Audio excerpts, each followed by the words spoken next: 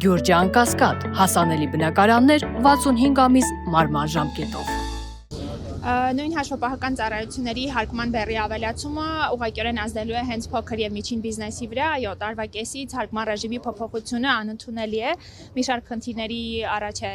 կանգնեցնելու հաշվառման տեսանկյունից, բացի դա գների փոփոխության առումով, բնականաբար հաշվապահական ծառայությունների գները չեն կարող նույնը մնալ եւ փոքր եւ միջին բիզնեսի ներկայացուցիչները ստիպված են լինելու շրջանառության հարկի հաշվարկի բարդացումով պայմանավորված դիմել մասնագիտական ծառայությունների, իսկ մասնագիտական ծառայությունները հենց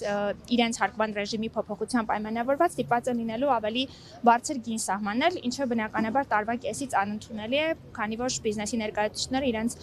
տարեկան բյուջեն ունեն եւ այստեղ էլի խնդիրների ենք բախվելու։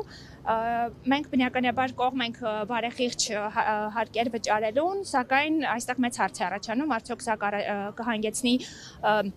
հարկերի ավելացման, թե հակառակը ստվերում գործող հաշվապահների համար կստեղծվեն ավելի բարենպաստ պայմաններ եւ ովքեր էլ բարեխիղճորեն վճարում էին, միգուցե արդեն մոտիվացված լինեն գնալու ստվեր, որովհետեւ կկարողանան ավելի մրցակցային գին առաջարկել նույն փոքր եւ միջին բիզնեսին։